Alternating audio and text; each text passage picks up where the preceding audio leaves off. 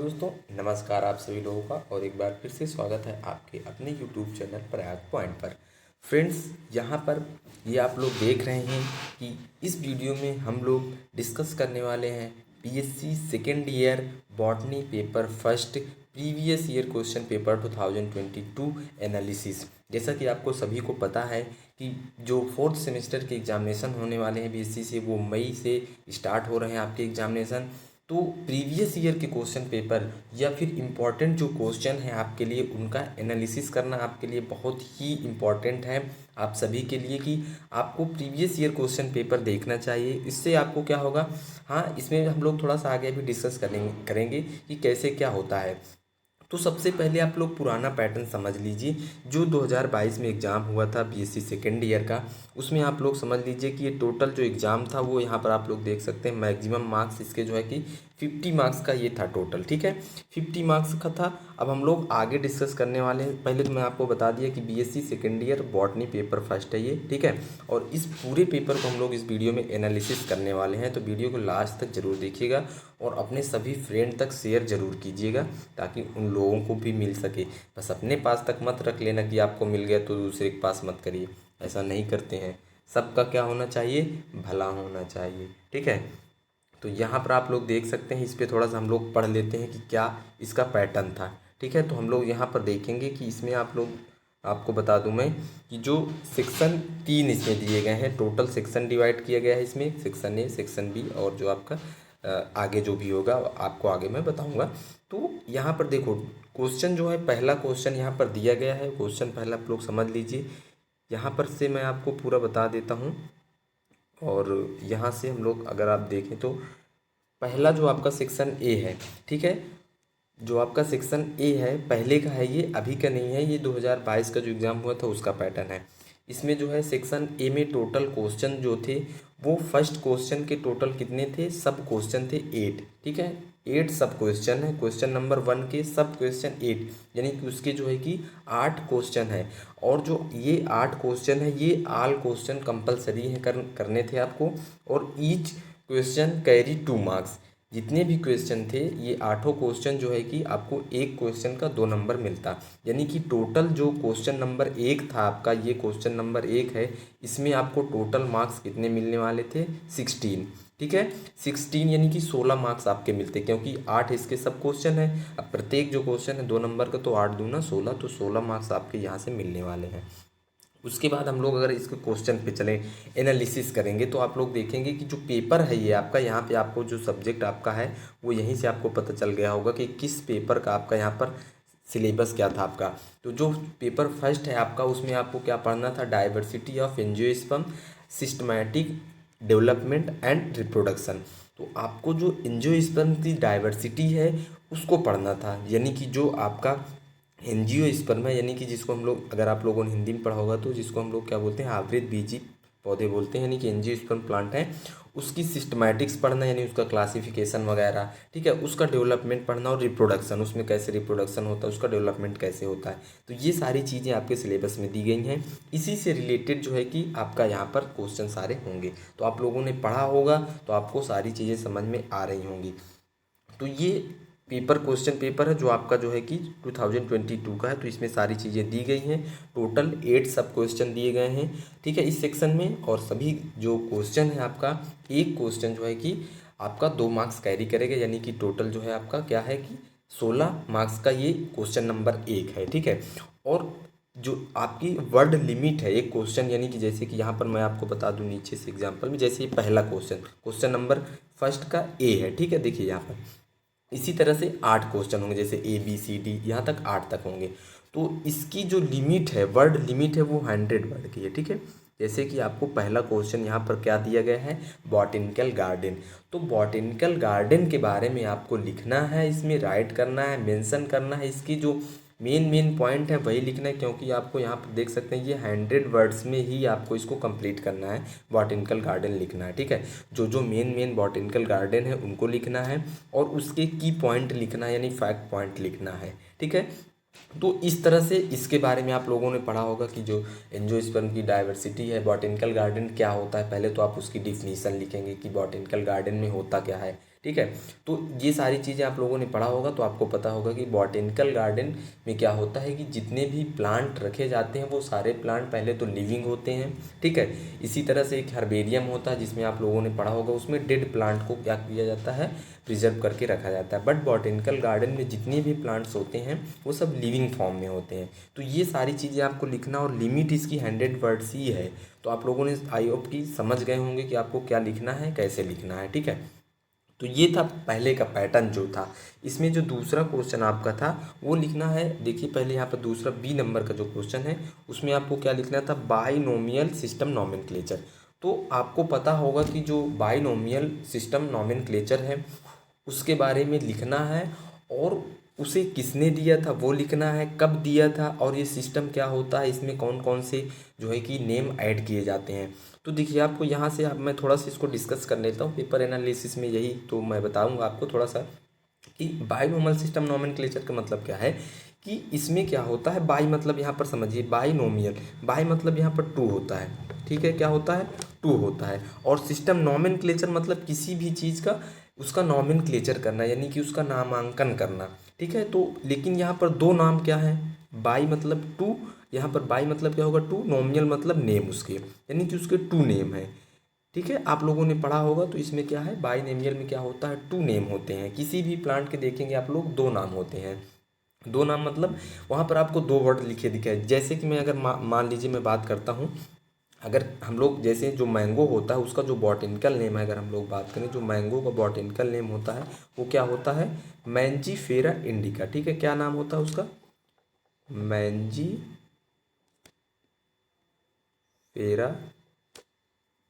Indica. तो यहाँ से आप लोग देखेंगे ये मैंजीफेरा इंडिका क्या है, मैंगो का बॉटेनिकल नेम है, ठीक है। तो इसमें देखिए एक तो ये मैंजीफेरा और दूसरा इंडिका, ये बाइनोमल सिस्टम नॉमेनक्लेचर के थ्रू इसका नॉमेनक्लेचर किया गया है।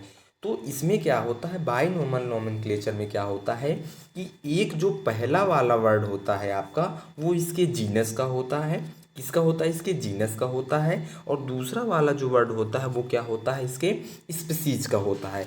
जो बाइनोमल सिस्टम ऑफ नॉमेनक्लेचर होता है इसमें पहला मैं बताया आपका, पहला जो इसका वर्ड होता है वो उसके जीनस का होता है, और दूसरा जो होता है वो उसके स्पीसीज का होता है, ठीक है।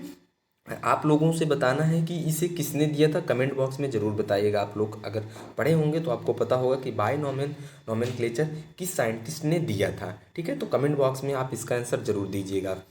तो यहाँ पर ये मैंजीफेरा इंडिका, तो मैंजीफेरा आपका जीनस हो गया और इंडिका आपका क्या हो गया, स्पीसीज हो गया। ये मैंगो का बॉटेनिकल नाम है। तो जो बाइनोमल नॉमेनक्लेचर है उसके थ्रू क्या किया जाता है, हम किसी भी प्लांट का नॉमेनक्लेचर करते हैं तो उसमें दो नेम होते हैं उसके, एक पहला तो उसके जीनस का और दूसरा किसका होता है, स्पीसीज का होता है, ठीक है। तो इतना सारा आपको इसमें लिखना है, ठीक है। और ये तो आप सभी को पता ही होगा कि जब हम कोई चीज़ का, किसी भी प्लांट या एनिमल का साइंटिफिक नेम लिखते हैं तो उसमें पहला जो वर्ड यानी जीनस का जो पहला वर्ड, जीनस जो होता है वर्ड, उसका जो पहला लेटर होता है उसको हम कैपिटल लेटर से लिखते हैं। उसके बाद में जो स्पीसीज होती है उसको हम स्मॉल लेटर से लिखते हैं और इसको अंडरलाइन करते हैं, ठीक है। जब आप हैंड रिटन कर रहे होते हैं तो हम इसको अंडरलाइन करते हैं, बट आप जब टाइपिंग कर रहे होते हैं तो इसको इटैलिक करते हैं, ठीक है। तो ये सारी चीज़ें तो आपको पता ही होगा, आई होप इतना तो आप लोगों ने पढ़ा होगा। अगर हम लोग नेक्स्ट क्वेश्चन की तरफ मूव करते हैं तो इसमें देखेंगे सी नंबर जो है, इन्फ्लोरेसेंस ऑफ एस्टरेसी।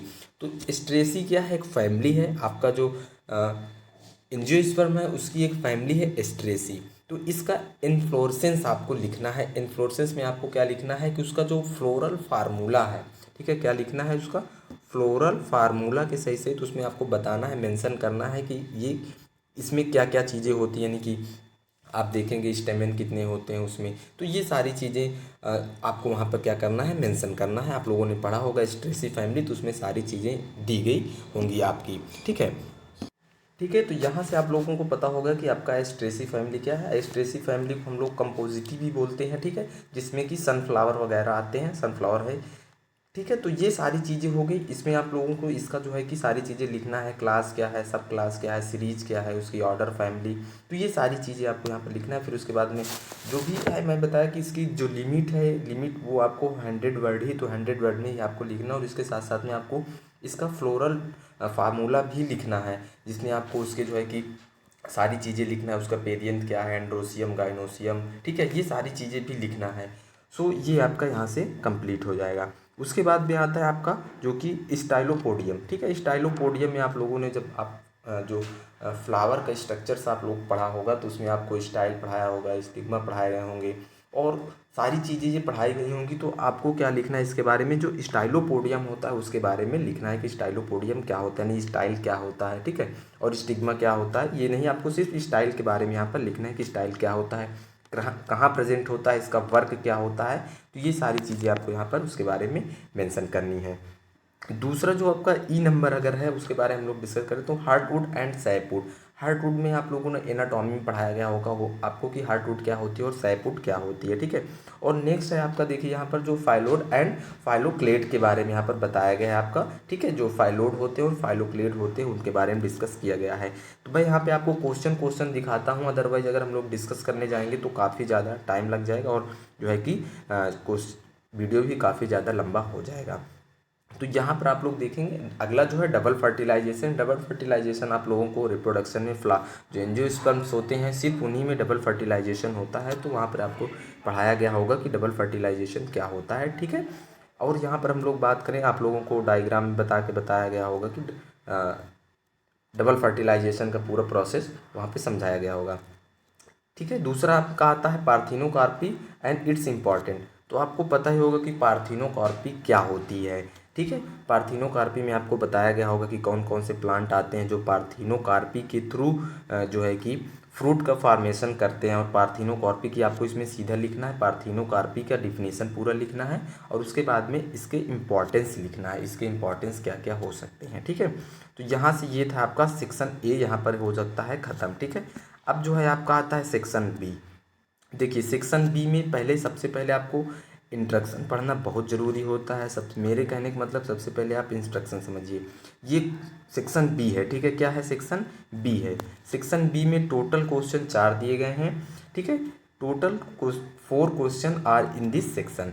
4 क्वेश्चन इस सेक्शन में दिए गए हैं। Each question carry 5 marks. सभी क्वेश्चन के आपको यानी कि एक क्वेश्चन के आपको 5 मार्क्स मिलने वाले हैं। Attempt any 2 question from this section.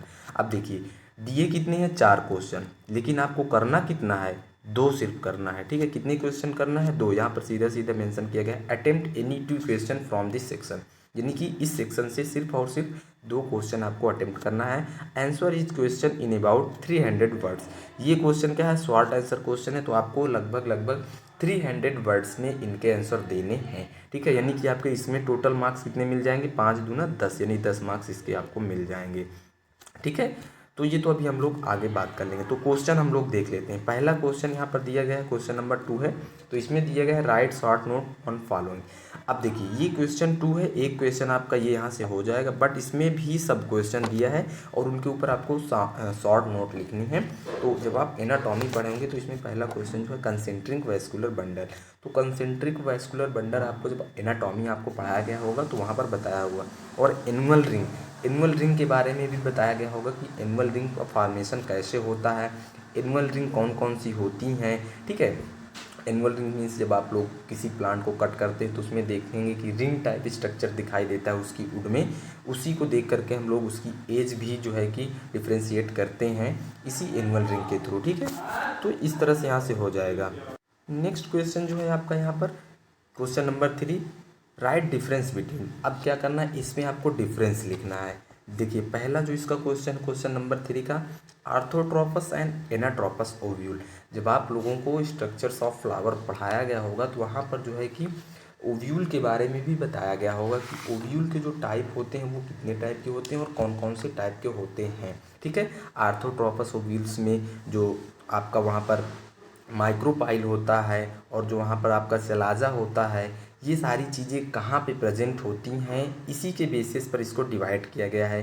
किसी में देखिए आप लोग ये स्ट्रेट लाइन में प्रेजेंट होती हैं, किसमें इसमें थोड़ा सा साइड में हो जाती हैं। तो ये सारी चीज़ें आपको ओव्यूल में जब आपको पढ़ाया गया तो वहाँ पर बताया गया होगा कि आर्थोट्रोपस ओव्यूल क्या होता है और एनाट्रोपस ओव्यूल क्या होते हैं। ठीक है, तो वहाँ पर आपको इसके बारे में डिफरेंस लिखना है कि आर्थोट्रोपस क्या होता है और एनाट्रोपस क्या होता है, आपको डिफ्रेंशिएट करना है दोनों में। ठीक है, उसके बाद में आपको यहाँ पर एक्जाइल एंड पैराइटल प्लेसेंटेशन यहाँ पर आपको बताना है, ठीक है। एक जाइल प्लेसेंटेशन क्या होती है और जो पेराइटल प्लेसेंटेशन होती है उसके बारे में डिफरेंस बताना, दोनों में बताना है कि ये जो प्लेसेंटेशन होती है वो किन में होती है और कैसे होती है, उसके बारे में आपको डिफ्रेंशिएट करना है यहाँ पर। ये क्वेश्चन नंबर 3 आपका यहाँ से कंप्लीट हो जाएगा। अब देखिए, अगर आपने क्वेश्चन नंबर 2 और क्वेश्चन नंबर 3 कर लिया है तो आप इस सेक्शन में आपको करने की ज़रूरत नहीं, क्योंकि आपको 2 ही क्वेश्चन इस सेक्शन से अटैम्प्ट करना था। तो या फिर आप 2-3 कर लीजिए, कोई भी आप जो आपको आता है वो आप कर सकते हैं, ठीक है। दूसरी चीज़, क्वेश्चन नंबर 4 यहाँ पर दिया गया है कि क्वेश्चन नंबर 4 क्या कह रहा है, right botanical name, floral formula and floral diagram of any one plant of both the family. देखिए, आपको क्या करना है, 2 फैमिली दी गई हैं, ये एंजियोस्पर्म की फैमिली है। एक फैमिली यहाँ पर आपको देखेंगे कि पोएसी दी गई है और दूसरी फैमिली आपको यहाँ पर क्या दी गई है, मालवेसी दी गई है।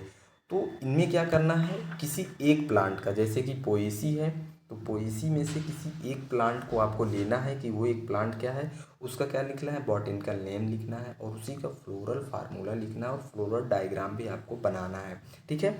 तो अगर हम लोग मान लीजिए कि पोएसी की बात करें तो पोएसी फैमिली में देखेंगे आप लोग कि जो भी, या पोएसी ले लीजिए या मालवेसी फैमिली ले लीजिए, जैसे कि आप लोग देखेंगे मालवेसी फैमिली को फैमिली भी बोलते हैं, ठीक है। इसमें क्या होता है, अब इसका आप लोग क्या लिखेंगे, पहले तो आप इसका बॉटेनिकल नाम लिख दीजिए किसी भी प्लांट को जो आपका इससे रिलेट करता है मालवेसी फैमिली से, तो उसका बॉटेनिकल नाम लिखिए और उसी के सारे फ्लोरल फार्म जो होंगे आपको फ्लोरल फार्मूला लिखिए कि इसका फ्लोरल फार्मूला क्या होता है, ठीक है, आपके किसका, मालवेसी फैमिली का।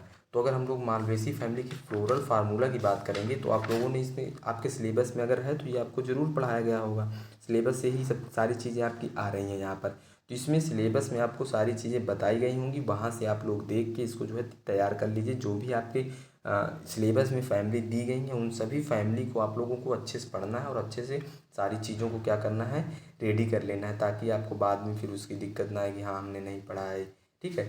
तो ये सारी चीज़ें यहाँ पर आपको हो जाएंगी, जैसे कि यहाँ से जैसे आपको इसमें जो है कि फ्लोरल फार्मूला में आपको सारी चीज़ें लिखना रहता है तो वो आपको यहाँ पर लिखना रहेगा, ठीक है।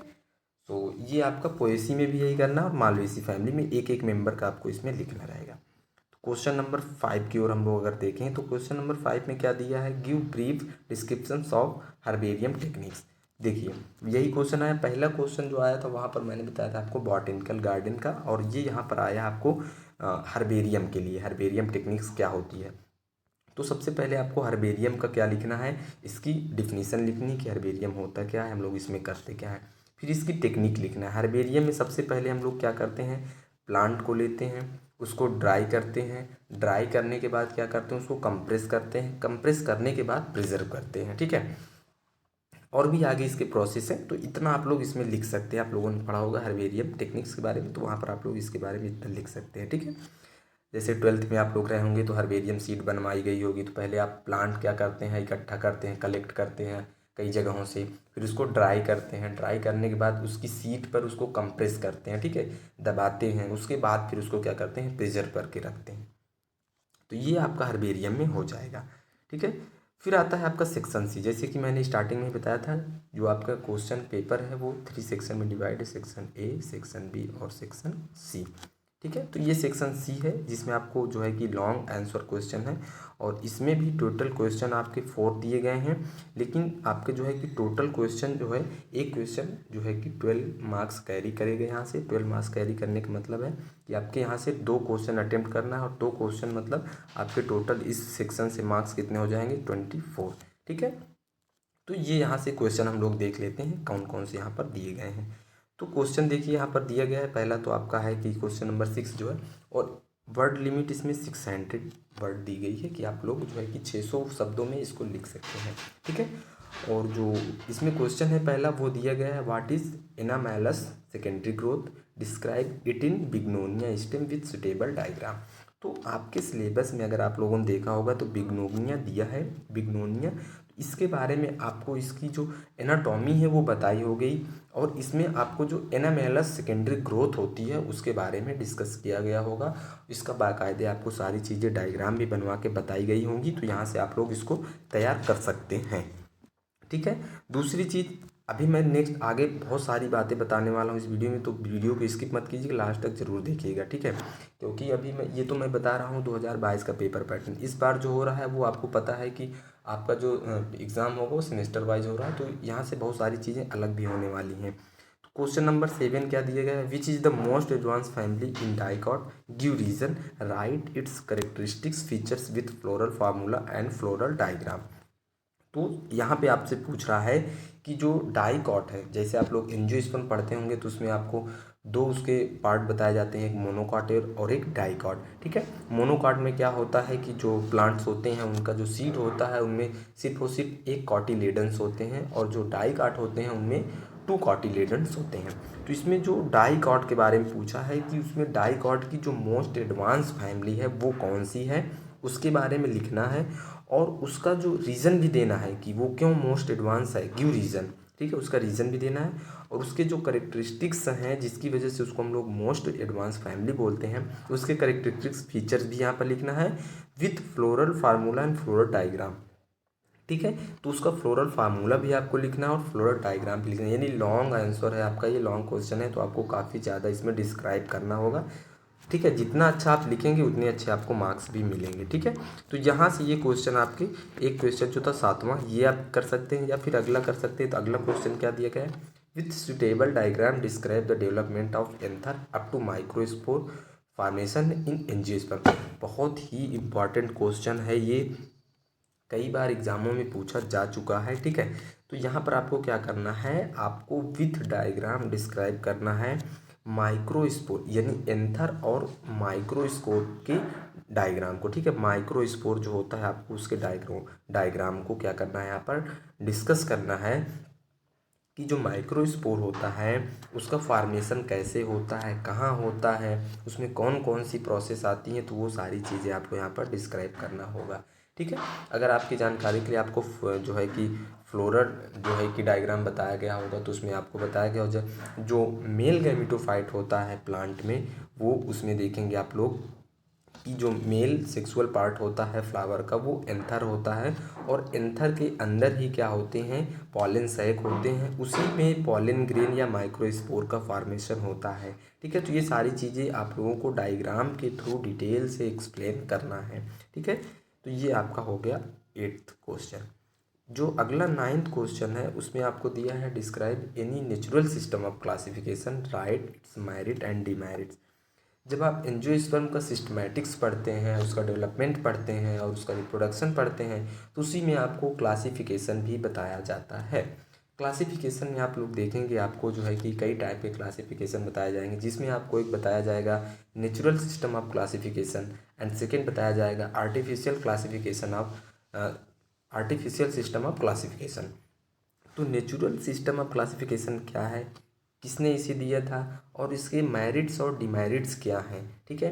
तो नेचुरल क्लासिफिकेशन और आर्टिफिशियल क्लासिफिकेशन आई होप कि आपको पढ़ाया गया होगा, तो उसमें आपको इसके मेरिट्स भी बताए गए होंगे, यानी कि इसकी क्या इम्पोर्टेंस है, और इसके डीमेरिट्स क्या है, यानी कि उसकी जो उसमें कुछ की पॉइंट छूट गए थे वो क्या है, वो यहाँ पर आपको मेंशन करना है, ठीक है। तो ये यहाँ से आपका जो है कि कंप्लीट हो जाता है। टोटल क्वेश्चन यहाँ पर आप लोग देख सकते हैं, सारी चीज़ें मैंने इस फार्मूला में आपको बता दिया है। ये पीडीएफ आपको हमारे टेलीग्राम चैनल पर भी उपलब्ध हो जाएगा। टेलीग्राम चैनल का लिंक आपको जो है कि इस वीडियो के डिस्क्रिप्शन में मिल जाएगा, वहाँ से आप लोग ज्वाइन कर सकते हैं।